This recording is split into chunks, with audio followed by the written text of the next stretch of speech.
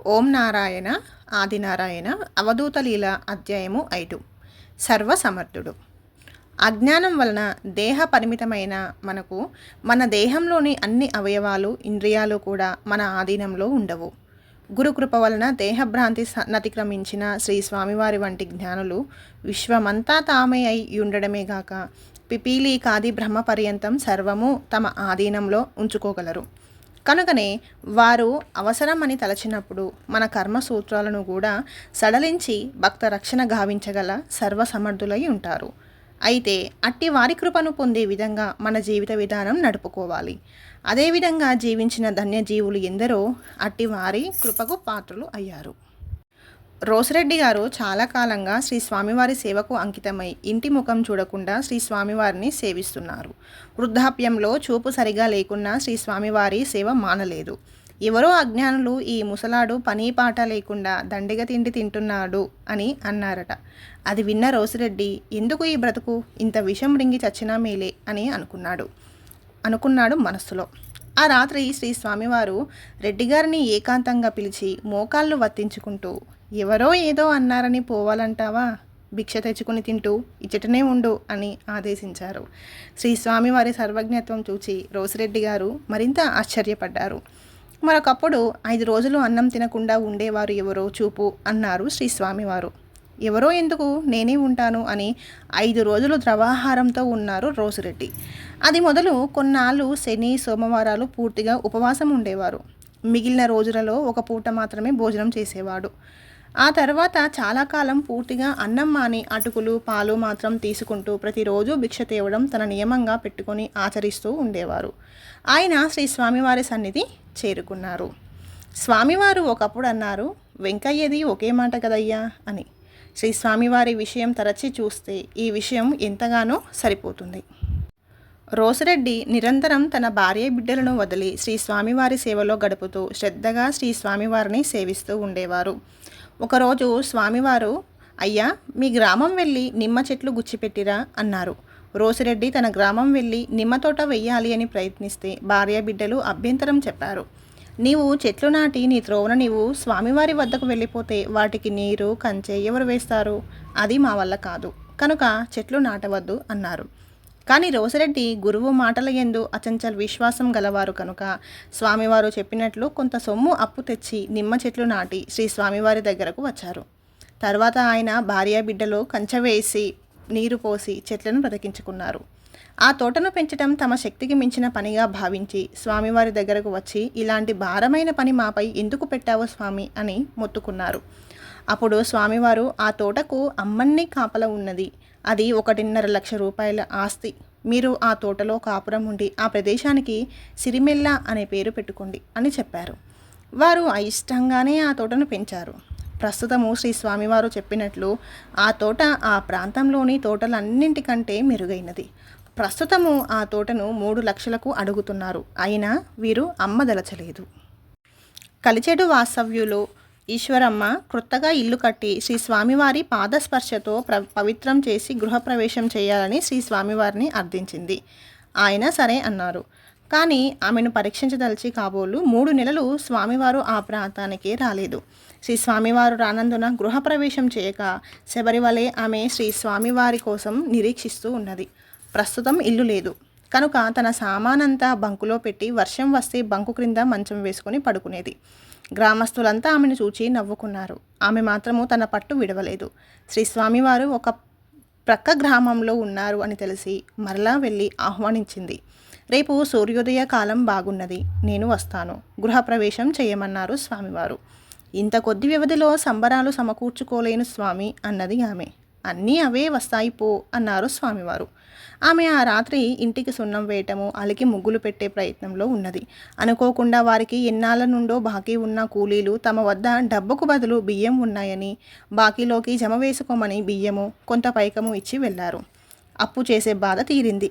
ఆ రాత్రి శ్రీ స్వామివారు తమ శిష్యులతో తెల్లవార్లు త్రోవలో వెంబడి నడిచి 5 గ్రామాలలో తిరిగి వేకువజాము 3 గంటలకు ఆమె ఇంటికి వచ్చారు. శ్రీ స్వామివారు స్వహస్తాలతో కర్పూరం వెలిగించి పొయ్యి మంట వేశారు. ఆమె 10 సేర్లు బియ్యం వండింది. తన స్నేహితురాలు తనకు 200 విస్తరాకులు ఇచ్చింది. వాటిని బంతికి వాడితే సరిగ్గా 200 అయిపోయాయి. వంటకాలు కూడా ఖాళీ అయ్యాయి. శ్రీ స్వామివారికి ఆమెకు మాత్రం అన్నం లేదు. బెల్లం పొంగలి మర్చిపోయి ప్రక్కన పెట్టి ఉంటే అదే శ్రీ స్వామివారికి నైవేద్యంగా సమర్పించి గురుచిష్టంగా ఆమె కూడా కొంత తీసుకున్నది. 10 కిలోల బియ్యంతో 200 మందికి సంతర్పణ చేయించారు స్వామివారు. పూసల మీరయ్య ప్రస్తుతము బెంగుళూరులో పనిచేస్తున్నారు. వీరి భార్య శ్రీ స్వామివారి ప్రథమ ఆరాధనకు గొలగమూడికి వచ్చింది. శ్రీ స్వామివారి నిత్య పూజ కొరకు భక్తులు ప్రతి నెల కొంత దక్షిణ పంపే పథకం ఏర్పాటు చేసి ఉన్నందున దానికి తాను ప్రతి నెల 10 రూపాయలు పంపుతానని తన భర్త పేరు రాయించింది. కానీ తర్వాత స్వామి మా వారి అనుమతి లేకుండానే వ్రాయించాను, వారు కూడా సమ్మతించి పైకం తమకు పంపేటట్లు చెయ్యండి అని ప్రార్థించింది. ఆమె ఇంటికి వెళ్ళి తన భర్తకు శ్రీ స్వామివారికి ఇస్తాను అన్న దక్షిణ విషయం చెప్పింది. కానీ ఆయన శ్రీ స్వామివారు నన్నే అడిగితే ఇస్తాను అన్నాడు. కొన్నాళ్లకు శ్రీ స్వామివారు అతనికి జోలె వేసుకొని స్వప్న దర్శనమిచ్చి ఏమైనా వెయ్యమని అడుగుతున్నారు. ఏమి వెయ్యమంటారు స్వామి అంటే ఏది ఉంటే అది వెయ్యి అన్నారు. తర్వాత ఈ భక్తుడు ఇంతకుముందు నెలలకు తాను దక్షిణగా పంపవలసిన మొత్తం పైకం శ్రీ స్వామివారికి సమర్పించి శ్రీ స్వామివారి సమాధిని దర్శించారు. పల్లంరెడ్డి కృష్ణారెడ్డి గారు ఒకప్పుడు వినాయక చవితి శ్రీ స్వామివారి సన్నిధిలో చేసుకోవాలనని గొలగమూడికి వచ్చి 1 కిలో శనగ గుగ్గిళ్ళు, 2 కిలోల బియ్యంతో బెల్లం పొంగలి, 1 కిలో మినప్పప్పు వడలు చేయించారు. ప్రతిరోజు శ్రీ స్వామివారి సేవకుడు అనికేపల్లికి పోయి మధ్యాహ్నం 1 గంట ప్రాంతంలో భిక్షాన్నం తీసుకురావటం అలవాటు. కానీ ఆ రోజు బస్సు తప్పిపోయి భిక్షకు వెళ్ళిన మనిషి రాలేదు. అప్పుడు పొంగలి ఉడుకుతోంది. శ్రీ స్వామివారు కొంచెం అన్నం తెమ్మన్నారు. స్వామి అన్నం లేదు, పొంగలి ఉడుకుతుంది అంటే పర్వాలేదులే తీసుకురా అన్నారు. సుండలు, పొంగలి, వడలు విస్తల్లో శ్రీ స్వామివారికి సమర్పించారు. శ్రీ స్వామివారు కొంచెం తిని ఇక మీరు తినండి అయ్యా అని ఇచ్చేశారు. భిక్షాన్నానికి వెళ్ళిన మనిషి రానందున కృష్ణారెడ్డి గారు చేయించిన ప్రసాదం 25 మంది ముక్కు మునగా తినగా ఇంకా తెల్లవారికి మిగిలింది. యేసుక్రీస్తు 7 రొట్టె ముక్కలు, 7 చేపలు, 7,000 మంది పురుషులు, స్త్రీలు, పిల్లలకు పంచగా 7 గంపల నిండా ముక్కలు మిగిలినట్లు ఉన్నది కదా. వీరు ఒకరోజు శ్రీ స్వామివారిని గొలగమూడిలో సేవించుకొని ఇంటికి వెళ్లేందుకు సెలవు కోరారు. స్వామివారు నేను కూడా వస్తుండ్లా అయ్యా అన్నారు. స్వామివారిని తమ ఇంటికి తీసుకువెళ్లేందుకు రెడ్డిగారికి ఒక ఇబ్బంది ఉంది. సాధు సత్పురుషులకు ఆతిథ్యం ఇవ్వడం వారి ఇంట్లో ఉండే ముసలాయనకు గిట్టదు. ఒకవేళ తీసుకుపోతే ఆయన శ్రీ స్వామివారిని తూలనాడుతూ ఉంటే నిస్సహాయంగా మాట్లాడకుండా ఉండాలి. కనుక శ్రీ స్వామివారిని తీసుకువెళ్ళి 4 మాటలు పెట్టించే కంటే ఊరకుండటం మేలు. కానీ స్వామి మీరు మా ఇంటికి రావద్దు అని ఎలా చెప్పగలడు? మనసులో మదన పడుతున్నాడు. వెంటనే సర్వజ్ఞమూర్తి ఎప్పుడైనా వస్తుండ్లా అయ్యా అన్నారు. దాంతో రెడ్డిగారు మరొకప్పుడు చూస్తాంలే అని వెళ్ళిపోయారు. 1982లో శ్రీ స్వామివారు మహాసమాధి చెందారు. 1986 ఏప్రిల్ నెలలో ఆ రెడ్డిగారింట్లో ఉన్న ముసలాయన పరమపదించారు. ఆ ముసలాయనకు 15వ రోజు పెద్ద కర్మ చేస్తూ బంధువులను, బీద సాధులను భోజనాలకు పిలిచారు. 170 కిలోల బియ్యంతో సుమారు 500 మందికి భోజనాలు సిద్ధం చేయించారు. స్వామి పటానికి కర్పూర హారతి ఇచ్చి వడ్డన సాగించబోయే సమయంలో వారి గ్రామంలోని ఒక సాధువు వారింటికి వచ్చారు. వెంటనే రెడ్డిగారు కర్పూర హారతి పనిని నిలిపివేసి శ్రీ స్వామివారు వచ్చారు, అన్నం పెట్టండి ముందు అని హారతికి ముందే వారికి భోజనం పెట్టి పంపించారు. అటు తర్వాత శ్రీ స్వామివారి పటానికి హారతిచ్చి అందరికీ వడ్డన సాగించారు.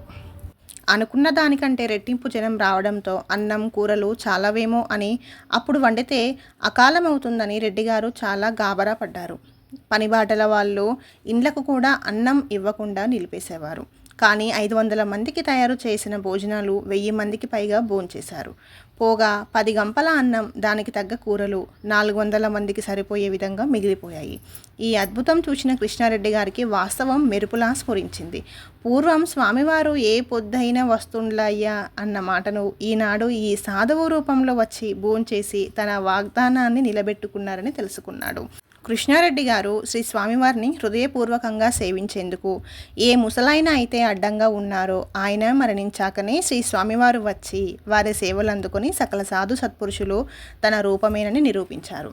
అలనాడు యేసుక్రీస్తు 7 చేపలతో 7,000 మందికి భోజనం పెట్టగా ఇంకా 7 గంపల కూర మిగిలినట్లు ఉంది కదా ఈ లీల. మనం శ్రీ స్వామివారిని హృదయపూర్వకంగా సేవిస్తూ మన సర్వభారములు ఆయనపై పడవేసి విశ్రాంతిగా ఉంటే వారే మన బాధ్యతలు అన్నీ ఎలా వహిస్తారో ఈ క్రింది లీలల ద్వారా తెలుస్తుంది. వారు మనలనే కాకుండా మన వారందరి బాధ్యతలు సర్వజ్ఞుడుగా, సర్వవ్యాపిగా, సర్వసమర్థుడుగా వారే నెరవేర్చడం చూస్తాము. చాలా కాలంగా శ్రీ స్వామివారి సేవలో ఉన్నారు రోసిరెడ్డి గారు. ఒకనాడు శ్రీ స్వామివారు మీ చిన్న కుమారుని పేర చీటీ వ్రాసి ఇవ్వు అని రోసిరెడ్డిని తొందర చేశారు. ఆయన వ్రాసి ఇచ్చిన చీటీని శ్రీ స్వామివారు తన తొడ క్రింద పెట్టుకుని కూర్చున్నారు. తన కుమారుని ఏదో ఆపద నుండి రక్షిస్తున్నారు అని అనుకున్నాడే గాని ఏమైనది తెలియలేదు. మూడవ నాడు ఎవరి పిలుపు లేకుండా రాజంపేట తాలూకా నుండి తన కుమారుడు శ్రీ స్వామివారి దర్శనార్థం వచ్చాడు. నిండు బరువు బండి రాజంపేట దగ్గర కొండ నెక్కుచ్చు ఎద్దులు అనికేసుకుని బండి నిలిపే వీలు లేక వెనుకకు దొర్లుతూ 40 అడుగుల లోతు నిట్ట నిలువు కొండచర్య వెంబడి వాగులో పడిపోయింది. బండి ఎద్దులు మనిషికి ఏం మాత్రం దెబ్బలు తగలలేదు. ఇది కేవలం శ్రీ స్వామివారి కృపయని, శ్రీ స్వామివారికి కృతజ్ఞతలు తెలిపి వెళ్ళడానికి తాను వచ్చాను అని చెప్పాడు. శ్రీ స్వామివారు చీటీ వ్రాయించిన సమయంలోనే అచట ప్రమాదం జరగడం అందరినీ ఆశ్చర్యపరచడమే గాక శ్రీ స్వామివారు సర్వంతర్యామి, సర్వవ్యాపకుడు, సర్వసమర్థుడు అని అందరికీ నిరూపణ అయ్యింది. ఉమెన్స్ లైబ్రరీలో పనిచేసే జయమ్మ గారి భర్త జయచంద్రారెడ్డి షిరిడీ సాయిబాబా భక్తులు. వీరు తనకు శ్రీ స్వామివారు ప్రసాదించిన ప్రథమ దర్శనం గురించి ఇలా చెబుతున్నారు. శ్రీ స్వామివారిని గూర్చి శ్రీ సాయి లీలామృతంలో చదివాను, కానీ శ్రీ స్వామివారిని దర్శించలేదు. వారి మండల ఆరాధన రోజు కూడా తెలియదు. సరిగ్గా ఆ ముందు రోజు నాకు ఒక వింతైన స్వప్నం వచ్చింది. నెల్లూరులో గాంధీ బొమ్మ దగ్గర నాకు ఒక అపరిచితుడు అయిన పెద్ద ఆయన కనిపించి, నెల్లూరు ప్రాంతంలో గొలగమూడిలో ఉన్న అవధూత గారిని చూచావా? చూడకుంటే దర్శించు. నెల్లూరుకు దక్షిణంగా పో, అక్కడ మిలిటరీ వాళ్ళు నీకు మార్గం చెప్తారు అని చెప్పాడు. నేను స్వప్నంలోనే అవధూత గారి దర్శనార్థం పోతూ వేదాయపాలెం సమీపంలో మిలిటరీ వాళ్ళ గుడారాలు చూచి అక్కడ సెంట్రీని గొలగమూడికి మార్గం అడిగి తెలుసుకున్నాను. గొలగమూడికి వస్తున్నాను. కొండాయపాలెం దాటాక ఒక సన్నని మనిషి గోచి పెట్టుకుని కర్ర ఒక ముంత చేత పట్టుకుని ఉన్నాడు. పాత గుడ్డలు కొన్ని వస్తువులను చిన్న చిన్న మూటలుగా కట్టి ఆ మూటలను దండవలే మెడ వేసుకుని ఉన్నారు. వీరే స్వామి అని అనిపించింది. సాష్టాంగ దండ ప్రణామం చేశాను. స్వప్నం అంతమైంది. తెల్లవారి నా స్నేహితులు శ్రీ స్వామివారి మండల ఆరాధనకు పోతున్నాము రమ్మని పిలువగా గొలగమూడి వచ్చి శ్రీ స్వామివారిని సమాధిని దునిని పూజించడమే గాక మా గురువుగారైన శ్రీ భరద్వాజ మాస్టర్ గారిని దర్శించుకున్నాను. ఈ విధంగా తన భక్తుని తన మండల ఆరాధనకు రప్పించుకున్నారు సర్వజ్ఞమూర్తి. 1000 గొర్రెలలో నున్న మన గొర్రెను కాళ్ళు బట్టి లాక్కు వస్తాను అని చెప్పి ఉన్నారు కదా శ్రీ స్వామివారు. గొలగమూడి వాసవ్యులు తూపిలి వెంకయ్య కుమార్తె ఉమామహేశ్వరిని అనికేపల్లిలో ఇచ్చారు. అనేక కారణాల వలన భర్త ఏలుకోలేదు. పోగా విడాకులు వ్రాసి ఇవ్వమని ఒత్తిడి తెచ్చాడు. చాలా ఘోరంగా కొట్టేవాడు, తిట్టేవాడు. వీధిలోకి పిలిచి తన భార్య ఉమను పెద్ద మనుషుల ఎదుట విచారణ జరిపించాడు. చివరకు ఆమె వేసారి విడాకులు వ్రాసి ఇచ్చింది. మంగళసూత్రం తీసివేసింది. అది మొదలు పిచ్చెమ్మ తన కుమార్తెను శ్రీ స్వామివారి ఆశ్రమంలో సేవ చేయడానికి తులసవ్వకు అప్పగించింది. ఆ మహాభక్తురాలి సహచర్యంలో ఉమ భగ్న హృదయంతో తన సర్వస్వం స్వామియే అని 1 సంవత్సరం సేవ చేసింది. తిరిగి మరొకరికిచ్చి వివాహం చేస్తాము అన్న వద్దని నిరాకరించింది. ఈలోగా ఎందరు చెప్పినా మంగళసూత్రం ధరించలేదు. నాకు భర్త లేడు పోండి అని కేకలేసేది. తులసవ్వ ఈమె మంగళసూత్రం తెప్పించి శ్రీ స్వామివారి ఆశ్రమం క్రింద పెట్టించింది. స్వామి కృప చేతనైనా మెడలో ధరిస్తుందని ఆమె భావం. కానీ చిత్రంగా శ్రీ స్వామివారు భార్యాభర్తల మనసులు మార్పు చేశారు. ఒకరిపై ఒకరు మరులు కలిగేటట్లు చేశారు. భర్త పిలిస్తే కాపురం చేస్తాను అని ఉమ, భార్య వస్తే ఏలుకుంటాను అని భర్త ఒకరికొకరు మధ్యవర్తుల ద్వారా వార్త పంపుకున్నారు. ఒక శుభముహూర్తమున ఎవరి ప్రమేయము లేకుండానే ఉమా శ్రీ స్వామివారి సేవకుడు గురువయ్యను అడిగి తన మంగళసూత్రం తీసుకుని మెడలో ధరించి తల్లికి కూడా చెప్పకుండా 2 మైళ్ళ దూరంలో ఉన్న అనికేపల్లిలోని తన భర్త దగ్గరకు వెళ్ళింది. భార్య వచ్చిందే 10,000 భర్త ఆదరంతో స్వీకరించాడు. ఇప్పుడు ఉమకు 2 ఆడబిడ్డలు కలిగారు. చిలక గోరింకల్లాగా కాపురం చేస్తున్నారు. సర్వ ప్రేరకుడు అయిన సద్గురువునకు మాత్రమే ఇట్టి చిత్రమైన సన్నివేశాలను కూర్చడం సాధ్యము కదా. ఒకప్పుడు శ్రీ స్వామివారు పెన్నకు ఆవలిగట్టున విడిది చేసి ఉన్నారని భక్తురాలు వక్కెమ్మకు తెలిసింది. ఆతృతగా స్వామివారి దర్శనార్థం బయలుదేరింది. ఏడిలో నీళ్లు లోతుగా పారుతున్నాయని పోవద్దని మిత్రులు సలహా ఇచ్చారు. అది విని పోలేకున్నాను కదా అని ఏడ్చుకున్నది. చివరకు ఆమెకు శ్రీ స్వామివారి చెంతకు వెళ్ళిపోవాలని తీవ్రంగా అనిపించి వెళ్ళిపోయింది. ఏటిలో పోతూ ఉంటే నీరు చీలమండల వరకే ఉన్నవి. ఆ చెప్పిన ఆయన ఎందుకబ్బా ఇట్లా అబద్ధం చెప్పాడు అని ఆమె అనుకున్నది. కానీ ఆమె శ్రీ స్వామివారి దగ్గరకు వెళ్ళినప్పుడు సేవకులు నీవు ఏరు దాటి ఎలా వచ్చావు అని ఆశ్చర్యంతో అడిగారు. నిజంగానే ఏరు నిండుగా పారుతున్నదని, శ్రీ స్వామివారి మహత్యం వల్లనే నీరు లేనట్లయిందని అప్పుడు ఆమెకు అర్థమయ్యింది. కన్నవరం రాజయ్యకు 1982లో నీరసము, గుండెదడ, అవ్యక్తమైన భయము ఉండేవి. నెల్లూరులో డాక్టర్కు చూపించాలి అనుకున్నాడు. శ్రీ స్వామివారి పటానికి మొరపెట్టుకుంటున్నాడు. ఆ భావావేశంలో వెక్కి వెక్కి ఏడ్చేశాడు. తెల్లవారి నెల్లూరు వెళ్ళి ఇంజెక్షన్ తీసుకుంటే ఇంటికొచ్చేసరికి రియాక్షన్ ఇచ్చింది. వారిని శ్రీ స్వామివారి దగ్గరకు తీసుకువచ్చి వంటికి విభూతి పూసి కొంత తినిపించి వెంటనే కారులో నెల్లూరు తీసుకుపోతున్నారు. కారుకు ముందు 10 బారల దూరంలో చేతిలో దుత్త పంగాల కర్ర ధరించి శ్రీ స్వామివారు పోతున్నారు చూడండి అని అందరికీ చెబుతున్నాడు రాజయ్య. కానీ ఆయనకు తప్ప మరి ఎవ్వరికీ స్వామి కనబడడం లేదు. ఆసుపత్రి టైం అయిపోయింది కనుక డాక్టర్లు ఉండరు అనుకున్నారు. కానీ 1 గంటకు ముందే వెళ్ళిపోవాల్సిన డాక్టరు ఒంటరిగా కుర్చీలో కూర్చుని ఉన్నాడు. ఈయనకు ఇంజెక్షను, మందు ఇచ్చి ఇలా చెప్పాడు. ఎప్పుడో ఇంటికి వెళ్ళిపోవాల్సింది. నేను ఎందుకు ఇలా కూర్చుండిపోయానో నాకే తెలియదు. మీ కొరకే దేవుడు ఇలా కూర్చోబెట్టాడేమో అన్నాడు. 1981లో వెంకటముని రెడ్డి గారి స్నేహితుడు వి బోడయ్య శ్రీ స్వామివారి మహిమను గూర్చి విన్నారు. తర్వాత అతనికి కొన్ని నెలలు టైఫాయిడ్ వల్ల చిత్తూరు ప్రభుత్వ ఆసుపత్రిలో చేర్చారు. 18 రోజులు అతడికి అన్నం పెట్టలేదు. డాక్టర్ గారు ఇక లాభం లేదని రాయవేలూరు సీఎం ఆసుపత్రికి పొమ్మని చెప్పారు. బోడయ్య చాలా బీదవాడు. సీఎం ఆసుపత్రికి పోయే శక్తి లేదు కనుక చాలా దిగులు పడ్డాడు. అప్పుడు తన స్నేహితుని నుండి విన్న వెంకయ్య స్వామి గుర్తుకు వచ్చి మనస్సులోనే తన బాధను వారితో విన్నవించుకున్నాడు. వెంటనే శ్రీ స్వామివారు భౌతికంగా ఇతని మంచం దగ్గర కనిపించి నీకేమీ పర్వాలేదు, 3 రోజుల్లో తగ్గుతుంది అని చెప్పి అదృశ్యమయ్యారు. వెంటనే బోడయ్యకు ఎక్కడ లేని శక్తి వచ్చి డాక్టర్కు చెప్పకుండానే 18 మైళ్ళు అర్ధరాత్రి నడిచి తన స్వగ్రామం చేరుకున్నాడు. నాటి నుండి ఏ చికిత్స లేకుండా స్వస్థుడైనాడు. తర్వాత 1 వారం రోజులకు శ్రీ స్వామివారిని దర్శించి తన చిత్రమైన అనుభవం గురించి అందరికీ చెప్పాడు. ఒకరోజు తలుపూరు నారాయణదాసు ఆశ్రమంలో ఉండగా శ్రీ స్వామివారు అయ్యా పైవాళ్ళంతా వచ్చి పెంచల కోణలో మీటింగు పెట్టుకుని ఉన్నారు. పెంచలయ్య వాళ్ళకేమి జవాబు చెప్పలేక మనలను రమ్మని 3 నాళ్ళ నుండి తిరుగుతున్నాడు.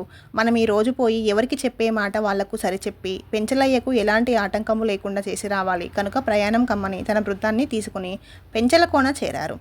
దేవాలయం ముందు కూర్చొని రాత్రి 8 గంటల నుండి వేకువజామున 5 గంటల వరకు మన కంటికి కనబడని వ్యక్తులతో మాట్లాడుతూ ఉన్నారు. ఆ మాటలో అర్థం మనకు తెలియదు. చివరకు అయ్యా ఎవరికి చెప్పవలసిన మాట వాళ్లకు చెప్పాము. పెంచలయ్యకు పీకులాట తప్పింది, ఇక పదండి అని తన బృందాన్ని ప్రయాణం చేశారు.